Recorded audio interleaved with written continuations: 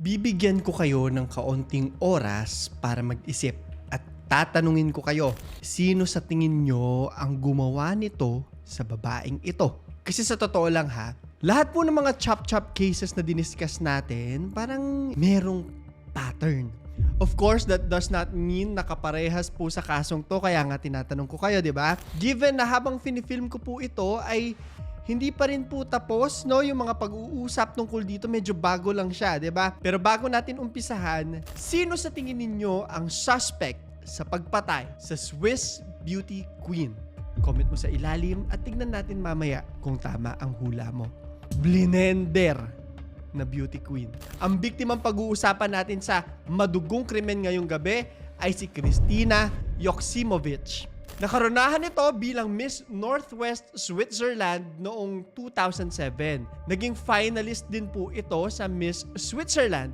Kaya dahil sa status niya, makikita natin na talagang nakatutok yung mga tao dito sa kwentong pinag-uusapan natin ngayon.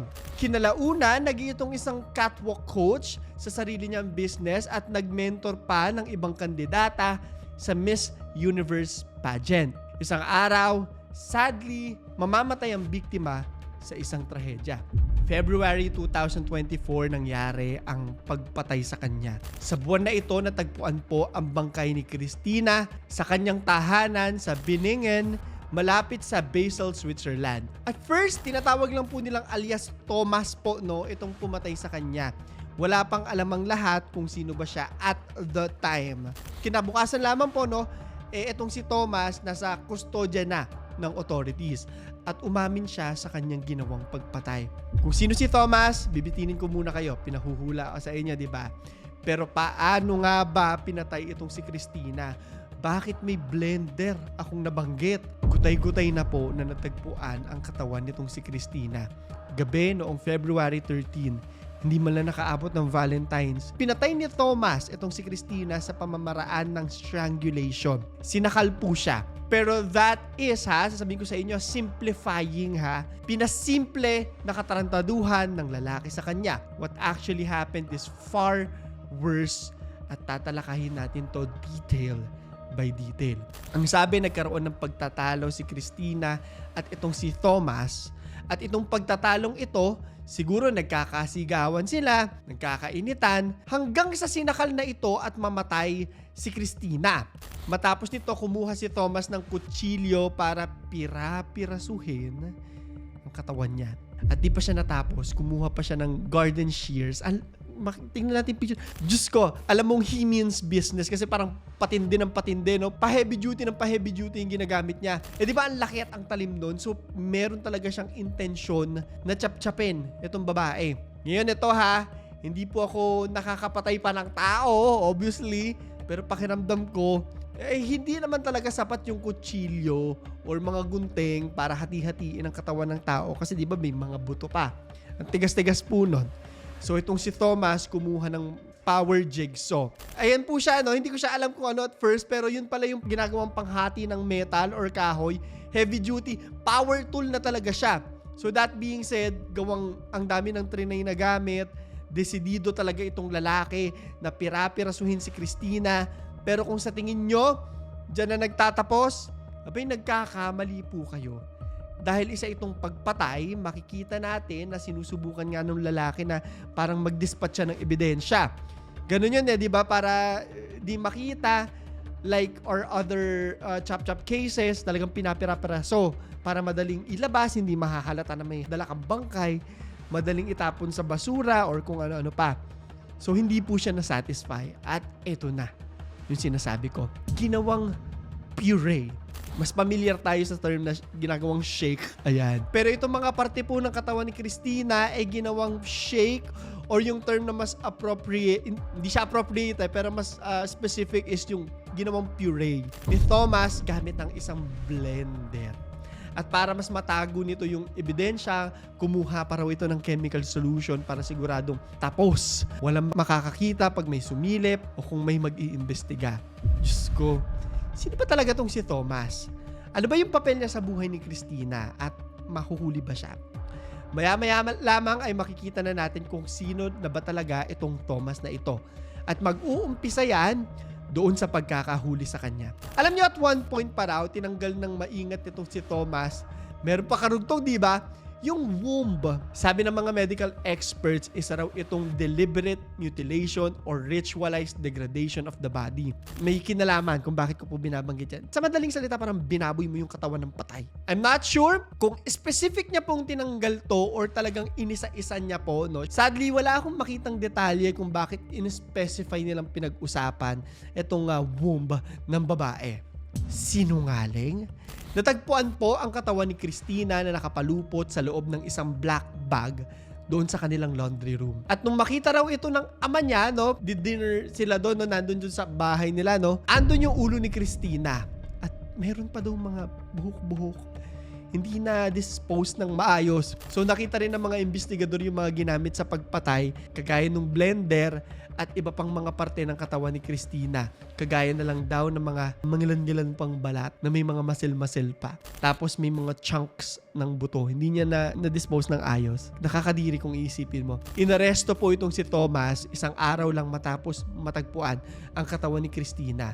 Ngayon may mga off daw sa kinikilos ng lalaki, which makes sense. Alam mo, may something. Parang hindi naniniwala yung mga kapulisan sa kwento niya. Sabi rin ng mga nagtatanong sa kanya, nung mga nanghuli, na mapapansin mo raw na merong krimen sa binibigay na energy nito. Makikita mo naman pag hindi marunong magsinungaling ang isang tao or pag may something sa kinikilos niya. Madedetect mo naman yun kasi lalo pa kung isa kang pulis na sanay na sa mga ganitong klaseng kaso na pinag-aralan mo mag-detect ng kasinungalingan ng mga tao. Nakita mo na kung paano mag-deflect or magsinungaling ang ibang mga kriminal. Sabi nila, unang-una, nandun daw yung parang lack of empathy. Parang walang pake. Gusto niya lang makatakas sa ginagawa niyang pagpatay. Parang ganun yung vibe na kinukwento. Ayon dun sa mga nakikita ko pong mga interviews asawa ang suspect. Ngayon, kagaya po ng lahat ng mga dismemberment or mga chop-chop cases, very specific yung term na chop-chop sa atin na dinidiscuss po natin, ang usual na suspect po talaga, asawa, boyfriend, ex-boyfriend, kumbaga yung bang love interest ng biktima. And the same is true for this story. Itong si Thomas pala ay ang asawa mismo ni Christina na si Mark Ribben. Ito ang kanyang mga larawan. Maraming mga ebidensya na maaaring makapagturo na siya ang gumawa at pumatay sa kanyang asawa. Inamin rin niya kasi ito, pero sabi niya eto na, dito mag-uumpisa yung gulo. Self-defense daw to. Totoo kaya ito? Honestly, medyo alanganin. So ito pong si Mark ay chinarge ng murder dahil sa pagpatay niya sa kanyang asawang si Christina. Siya yung gumamit ng jigsaw knife, garden shears, pinutol-putol, pinuray pa, ginawa pang shake ang katawan sa isang blender. Ito ngayon yung malaking katanungan, di ba? Bakit mo yan gagawin sa asawa mo? Kung self-defense, kailangan mo bang i-blender, di ba? Bakit hindi, kung totoong self-defense, sana napatay mo, bakit di ka tumawag ng pulis, di ba? Kung malinis talaga yung konsensya mo. Napatunayan ng mga prosecutor na sinakal niya ang kanyang asawa. Sabi ko sa inyo, may dagdag details to Gamit daw yung isang parang ribbon, kaya namatay ito sa strangulation. Alam nyo, sabi pa nila, habang binabasa ko to, na habang ginagawa raw yung pagpatay or pagcha-chop-chop, nanunood pa ng YouTube itong lalaki. Siguro nanunood siya ng tutorial kung paano i-dispose yung katawan ng asawa niya, which is obviously, napakadali lang hanapin ng search history. So, medyo kulang sa pag-iisip, no? Hindi iniisip nitong lalaki ang motibo. Napag-alaman po ng mga authorities na nagkaroon nga ng matinding pag-aaway yung mag-asawa sa kanilang divorce. Magdi-divorce na pala sila. At pag-divorce po yung usapan, lalo na sa mga mag-asawa na medyo hindi maganda yung paghihiwalay, no? Madalas po talaga nadidiscuss, isa, yung custody ng mga bata. Meron po silang dalawang anak at bilang isang ina, syempre defensive at protective ka pag anak ang usapan. Especially pag alam mo na hindi aalagaan ng isa. May mga ganun ipaglalaban mo po talaga yan. Bukod pa doon, syempre yung mga ari-arian, mga finances, lalo nagpapagulo yan. And may mga couples po talaga na hindi nagpapatalo pagdating sa mga ganitong klase ng usapan. Then one thing led to another, nagkapatayan sila. Depensa. We still have to be fair to the defense team. Diba? Syempre, pakikinggan pa rin natin. And with that being said, sisilipin natin kung ano yung naging depensa nila sa korte. Inakusahan nila si Christina na isa raw siyang violenteng babae at inatake niya ang kanyang asawa gamit ang isang kutsilyo. At dahil dito, napilitan daw siyang depensahan ang kanyang sarili kaya napatay niya. Ang tanong lang din kasi, bakit nga blinender? 'Di ba? Kung self-defense lang, paano ma-explain yon? Dinescribe din nila si Christina na sabi niya, no, importante to sa kaso, isa raw itong wasp. Maayos pero may sting. Sabi pa ng isang defense lawyer, sinulat raw ni Mark sa kanyang diary na inaatake na rin daw siya ng kanyang asawa noon pa, bago pa man din daw mangyari ang pagpatay. So talagang binibuild up nila na masamang babae itong si Christina. Kinagat pa raw siya ni Christina, sinisipa, sinusuntok, at minsan na rin daw siyang hinampas ng stiletto. Yung mahaba yung takong na sapatos. At tina-target pa raw yung kanyang groin area, yung kanyang bayag. Sabihin na natin. Sabi ng defense team na itong si Christina raw may bad temper, mainitin ang ulo dahil binubugbog raw siya ng kanyang ama noong kabataan. Sabi nila, on the day of the incident, the woman repeatedly tried to attack him with the knife. Tapos daw, a struggle ensued and he grabbed her neck and squeezed. He still can't comprehend it. He was in mortal fear. Takot na takot daw itong lalaki sa kanyang buhay niya. Walang kahit anong maibigay na ebidensya ang mga medical expert na magpapatunay na self-defense nga yung nangyari. Sa totoo lang, mahirap talagang lusutan, no, na self-defense siya. Given na medyo hindi rin inisip kung paano niya gagawin. End of trial. So nung matapos po yung trial, sabi ng mga prosecutor na dapat makulong ng panghabang buhay itong lalaking to. Inalaw po siya na i-address ang korte ng judge na si Daniel Schmidt at humingi ng kapatawaran po sa pamilya ng biktima. Curious lang ako. Alam kong tao lang tayo, no? Pero kung blinender ang pamilya mo ng asawa niya, mapapatawad mo ba yung gumawa sa kanya, no? Sa anak mo, sa ate mo? Parang hindi ko kaya, sa totoo lang. So ito po yung statement ng lalaking ito. Sabi niya, Tagalogin na natin, no? Maraming salamat po sa opportunity na to na nakakahingi siya ng tawad. Nawala daw yung buhay ni Christina. Nawala ang isang magandang anak sa kanyang mga magulang at nawalan ng kapatid yung kanyang kapatid. Gayun din yung kanyang mga kaibigan and of course yung mga followers niya. Sikat po ito eh. Tapos sabi niya, lahat tayo, miski siya, sabi niya, nagluluksa sa pagkawala ni Christina. Lahat tayo, namimiss natin siya. Hindi ko na po mai-undo, kumbaga matatanggal sa pagkagawa yung isang bagay na nagawa ko na. Sabi niya, kasama na ni Christina ang mga anghel. Sabi niya, pasensya na po. Pinagsisisihan ko. Pwede akong magsalita dito ng pagkatagal-tagal, pero wala na itong mababago. At ito yung katanungan ko, no? Sa tingin mo ba sincere siya sa pag-apologize niya ng ganyan? Sa tingin mo ba nagsisisi talaga siya ang isang tao na pumatay ng sarili niyang asawa? Nabanggit ko kasi yung buong pamilya at mga followers po ng biktima tumaas yung kilay sa statement na to. Sabi nila, crocodile tears yan. Peke, iyak-iyakan. Sabi nila, huli na yung lahat para din sa pagsusori mo. At nagpapaawa lang daw ito para mabawasan yung kanyang sentensya. Sa tingin niyo ba yun talaga yung intention niya sa pag-iyak-iyak na ganyan? Kung babalikan din kasi natin yung naging depensa nila, pinapakita nila na si Christina violente, no? So kung nagsosorry ka talaga, bakit sinisira mo pa yung pagkatao nung pinatay mo na? Ganong siya yung pinatay, di ba? Siya pa yung masama. Pero sabi ng pamilya na isa raw itong mabait at mapagmahal na ina. Siya yung demonyo, yung lalaki. Lalong-lalo na yung ginawa niya kay Christina pagkatapos niya patayin. Sabi nila, deserve niya makulong ng panghabang buhay, pero kung makukumbinsin niya kasi ang korte na self-defense, syempre mas magiging mababa yung jail term niya. Ano ang kapalaran ni Mark? Ito na yung $1 million question. Makukulong ba siya ng panghabang buhay?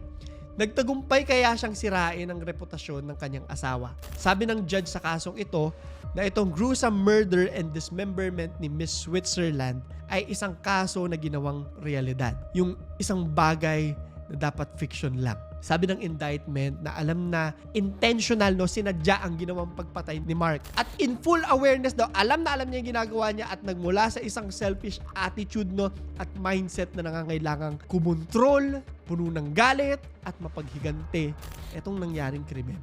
Powerful words. Dinagdag rin nila yung charge na desecration of the dead sa kaso. Sinearch ko, ang sabi, corpse desecration is the intentional violation, mistreatment, or vandalization of human remains. Universally condemned as highly taboo. Acts include yung mutilation, ayan, nakita natin, binaboy yung katawan, and grave robbery. Sabi rin ng isang court-appointed expert na si Professor Frank Urbaniok na nung trial daw na-diagnose daw si Mark na merong narcissistic traits at meron ding obsessive-compulsive disorder. Sabi niya, I have been working as an expert witness for 33 years and overseen 5,000 cases. I've seen many people who have committed homicides against intimate partners, but I have never seen anything like this before. Matindi talaga, diba? Sentensya. Nasentensyahan po ng panghabang buhay na pagkakakulong si Mark sa Basel Jail at sinabihan din ito ng judge na magbayad ng 100,000 Swiss francs bilang compensation. Hindi ko na-search ko ano to pero ilagay natin ito siya sa pesos ngayon. Sa dalawang mga anak nilang may edad na 5 at 6 lamang. Binigyan din ng 220,000 Swiss francs yung mga magulang ni Christina habang may 60,000 francs naman yung mga kapatid niya. May huling mensahe sila bago matapos ang hatol ng korte.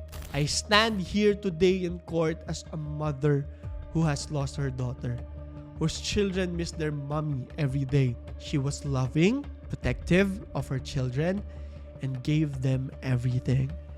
Just 1 month after she tried to forge a new path for herself and her children, she was brutally torn from life. No verdict can bring our daughter back, but it can show that her life matters. Kakaiyak, di ba? Sa labas ng korte, makikita po yung mga tao na may mga hawak na mga lobo, mga banners, nagpapalakpakan din po yung mga supporters niya at pamilya niya doon sa pagbibigay ng final verdict sa kasong ito.